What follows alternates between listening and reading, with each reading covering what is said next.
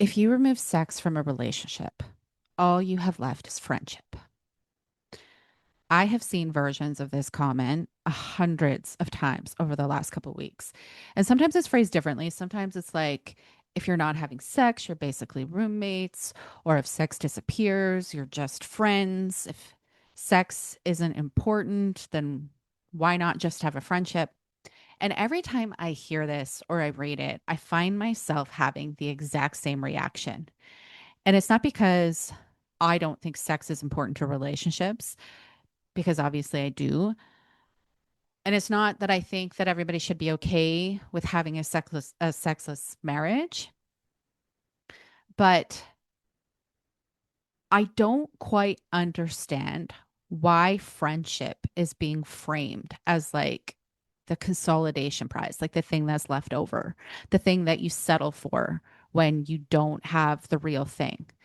And I think this is why I get so confused, because when I look at my own relationship, it's friendship isn't what's left over after everything else. Like friendship, our friendship is the thing that I value the most. In fact, if I think about the things that I'm most grateful for in our relationship, very few of those things have anything to do with sex. Like what I cherish is the fact that she knows me, the fact that she sees me, the fact that she notices things and that we laugh together and that we can spend fucking hours talking and it feels like 10 minutes.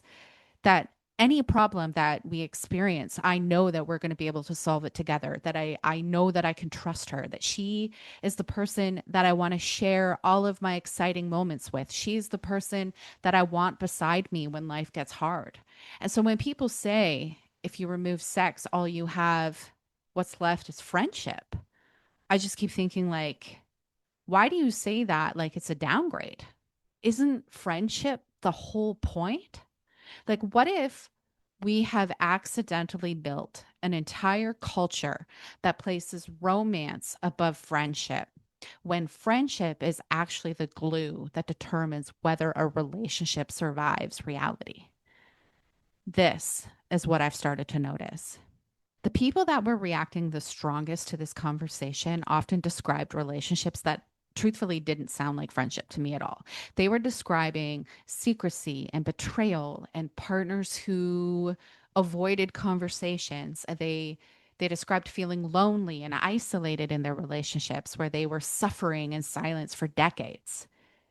They described problems that didn't get resolved, that were never spoken about, or that were spoken about but were dismissed. Kind of like people living parallel lives under the same roof.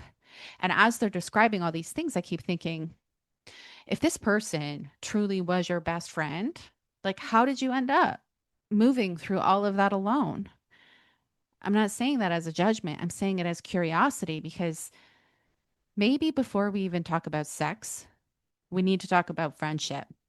Maybe before we can even talk about friendship, we need to ask whether we actually know what friendship is.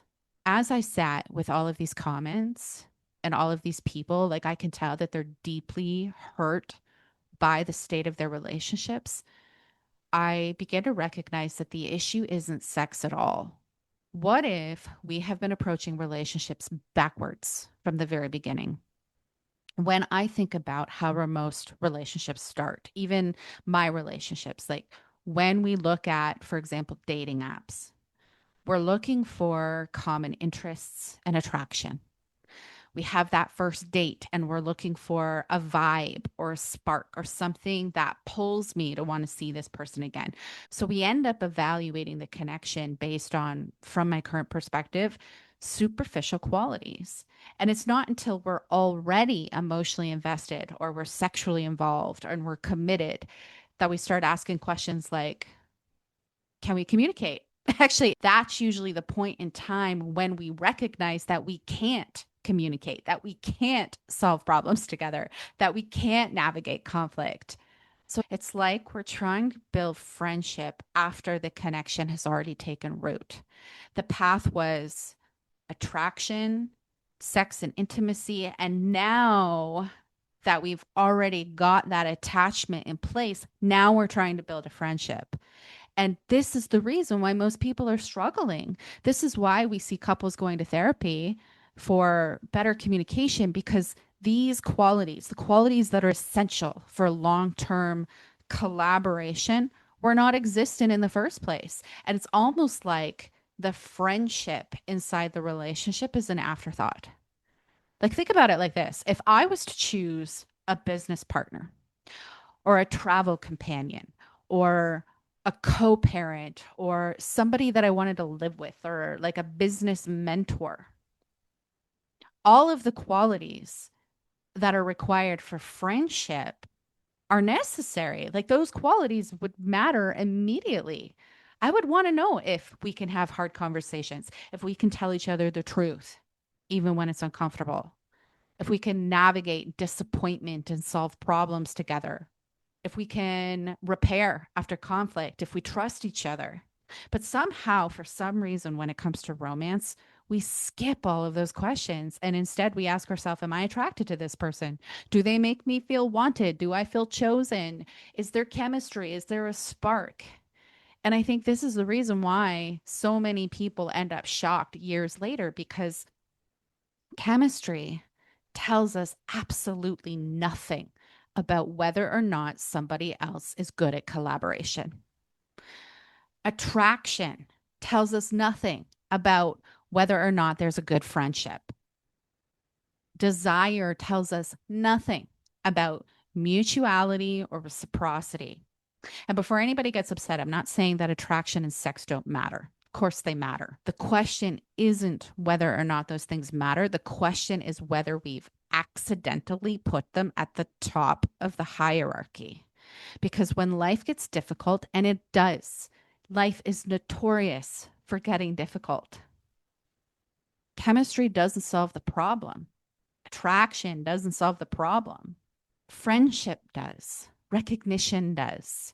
So, from my perspective, before even deciding if we want to partner with somebody, the question should become first, can you see me? And can I see you? Can we tell each other the truth? Can we face reality together? Can we remain curious when things get hard? Can we stay on the same side of the problem? And it's through these questions and having these experiences, that's where friendship emerges. That's where trust emerges. And then from that foundation, romance and sex become expressions of the connection rather than the thing holding the relationship together. From my perspective, the goal is never to find somebody who gives you butterflies. The goal is to find someone you can build reality with. I came across a quote recently that really stopped me in my tracks. It said, the biggest form of intimacy is recognition. And I honestly haven't stopped thinking about it because I speak all the time about recognition in my work right now, but it has also been my lived experience. Like, the deepest, most intimate relationships I've ever had happened because I felt seen for who I am instead of a projection of someone else's fears or insecurities. So the intimacy I experienced did not come from sex or vulnerability or commitment or romance. It came from recognition, the experience of being fully seen. I think a lot of the reason why we're struggling in our relationships is because a lot of people confuse intimacy with proximity. We assume that just because somebody has access to us that they know us, but from my experience, they're not the same thing. I can have sex with somebody who doesn't know me. I can be married to somebody who doesn't know me. I can share a bed with somebody every night who doesn't know me. I can spend decades with somebody who doesn't know the real me. I can even tell my deepest, darkest secrets to somebody without ever feeling truly seen. Because recognition is something completely different. Recognition is the moment another human being sees what is actually happening inside of you. Not the story, not the explanation, not the trauma, not the performance, like the you, the real you, the one that lives underneath the coping mechanisms, the one that is underneath the rules, underneath the adaptations, the person that lives underneath everything you learned to become in order to belong. So recognition will say, I see your fear. I see your excitement. I see your overwhelm. And this is why this hit me so hard, because when I look back at the relationships that hurt the most, I don't think the deepest pain was a lack of love. It was a lack of recognition, the feeling of being unseen, misunderstood, invisible, not known. And it wasn't just that they didn't see me, like I didn't see them either. I couldn't stop organizing that around them long enough to truly see who they were. I couldn't stop using them to regulate myself. So I was unable to truly hold them. And then, in the contrast, when I look at the relationships where I felt the safest, the thing that stands out isn't how much they loved me, it's how well they saw me. And maybe that's because being seen is what allows us to stop performing or to stop proving ourselves for love or to stop managing the environment. There is something profoundly healing about realizing another human being can see what is happening inside of you and they choose to stay.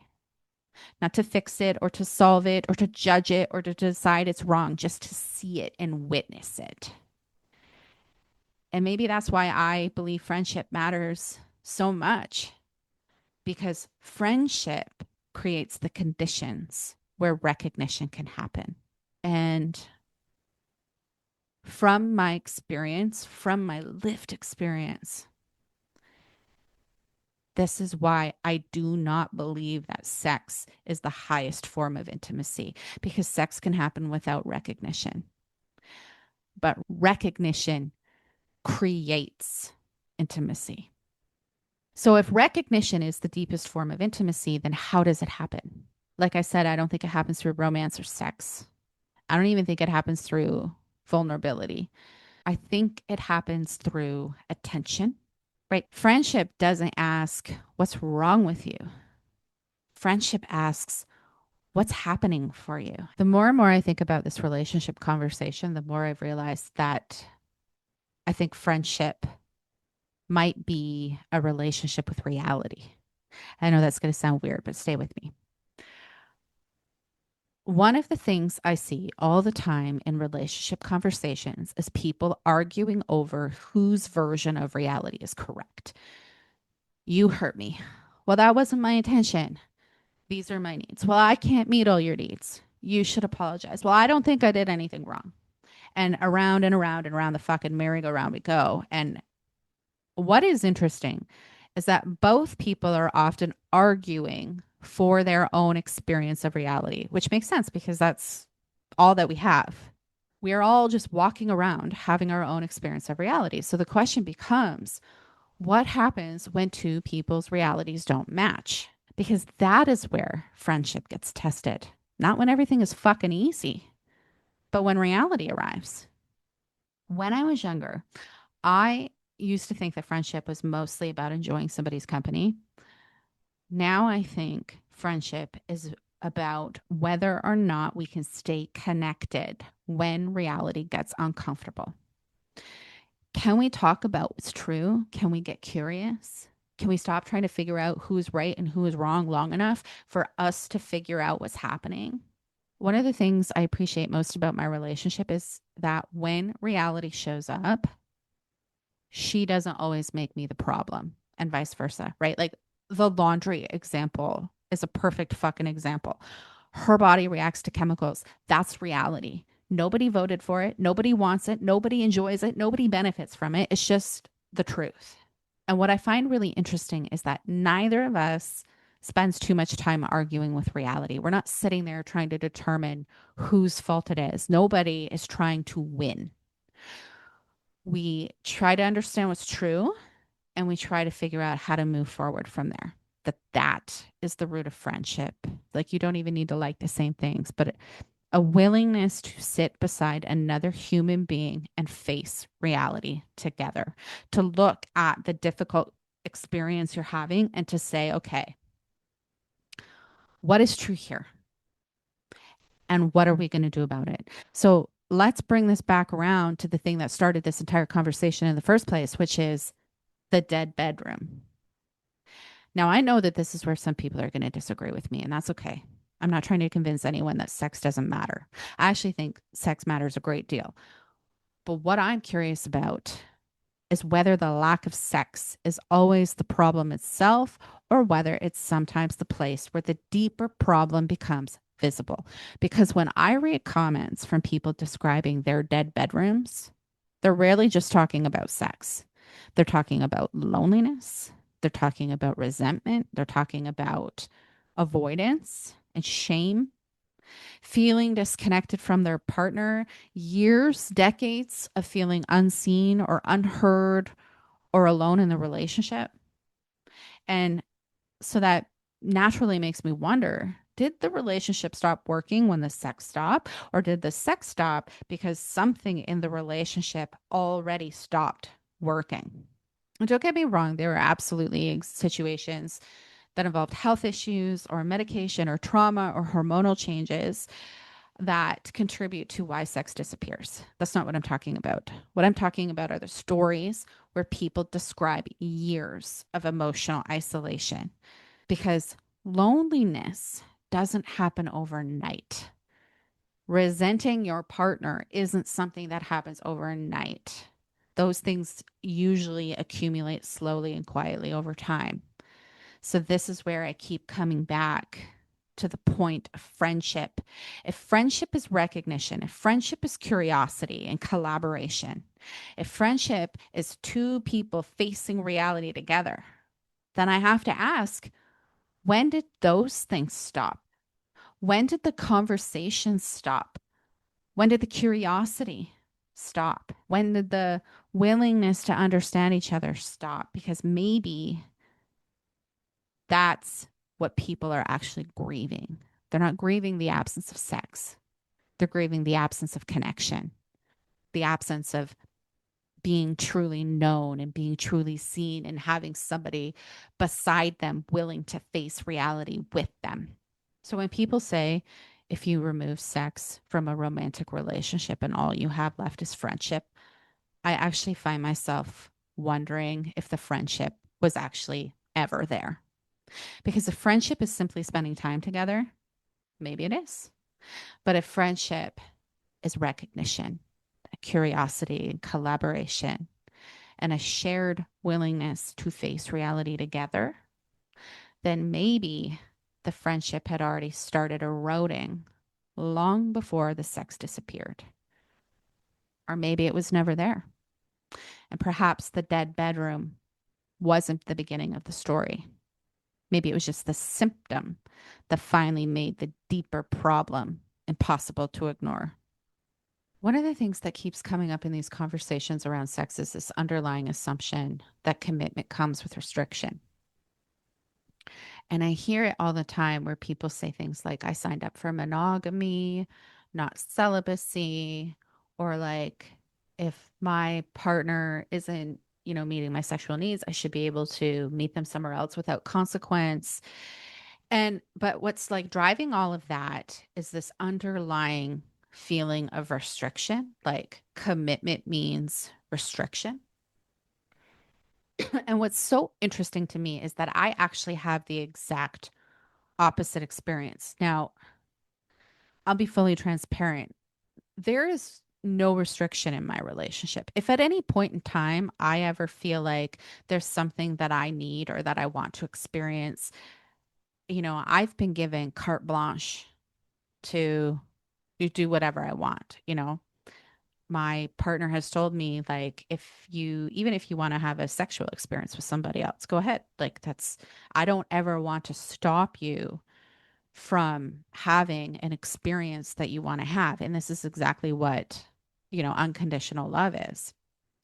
The interesting thing is that the moment somebody has given me that freedom, I actually have no desire to experience it. I actually don't want it. And I think this is where having the friendship as the basis of your relationship creates something really unique because it creates choice instead of obligation. Choice. I don't stay because I have to. I don't stay because I'm trapped. I don't stay because there's no alternative. I stay because, given all of the available options, this is the person I want to experience life with. This is the person that I want to talk to at the end of every day, that I want beside me when something good happens. This is the person that I want beside me when something difficult happens. And that is a very different kind of commitment because it's not a commitment born out of fear or dependency. It's a commitment made from choice, which brings me back to friendship. Friendship is one of the few relationships we have where people stay entirely because they want to. And honestly, I think that is what most of us are looking for. Not somebody who feels obligated or forced to stay, but somebody who has every freedom to leave and chooses to stay anyway. My relationship with my current partner completely changed my experience of relationships. And I'm not saying this to like compare it to anybody else. It's like more like a realization of what I thought relationships were supposed to be. There were so many things that I thought were normal, things that I thought that everybody experienced, things that I thought were simply a part of a long-term relationship. But then I had a different experience. It's not perfect. Like, our relationship isn't without problems. And there's definitely a lot of challenges. The challenges themselves didn't automatically become a threat to the relationship. And that is a really important distinction. Because if you followed my story at all, you know that we have had some ridiculous situations, right? Like the mattress saga alone could have been its own fucking reality show. Then there's the laundry situation and the chemical sensitivities and all of the other things that come with trying to merge two lives together. And none of these experiences were particularly fun. None of them are things that we would have chosen. But when I look back on those experiences, what stands out to me isn't that we solved every problem. Some of those things took a long time, and some of those things are still ongoing. Like, we don't have perfect solutions to every challenge we face. But what stands out to me most is that neither of us got left alone with the problem. The conversation was never like, oh, that's your allergy. You go deal with it. That's your issue, right? Come back when you've solved it. The conversation is always, okay, this is what's happening. Now, what do we do? The more I think about it, the more I think that that's kind of what I'm actually been talking about this entire episode. It's not about friendship or sex or relationships. It's about partnership, like real partnership. The experience of another human being sitting beside you and facing reality with you. Partnership isn't about agreeing about everything. It's not about perfection. It's not about getting your needs met. I think it's about the experience of not getting left alone with reality. And when you have had that experience, it's very difficult to go back because you realize that what you were looking for this whole time, it wasn't someone to complete you or fix you or save you. You were looking for somebody that was willing to sit beside you and face reality together. And for me, that's what friendship has come to mean. So, as this episode comes out, I'm about to disappear for a few weeks and go travel with my best friend. And I'm honestly very excited. It's not the sightseeing or even the adventure itself, it's that I get to spend time with my best friend talking and laughing and having challenges and getting lost in random conversations and experiencing life together. Maybe that's the question this entire conversation has been leading to. Not whether sex is important or not whether marriage can survive without sex. Maybe the question is much simpler. If you removed sex from your relationship tomorrow, would you still choose this person? If you removed romance tomorrow, would you still choose this person? If you removed all of the labels tomorrow, would you still want this person in your life? Would you be curious about them? Would you want to hear what they think? Would you want to spend hours talking to them? Would you still want to experience life with them? I don't think most people are looking for love. I think they're looking to be known. I think we're looking for somebody to see us, someone we can see, somebody we can tell the truth to, somebody who can tell the truth to us. So I'm going to take a few weeks off and enjoy my time. And I'll let you know what I learn when I get back. Thanks for listening.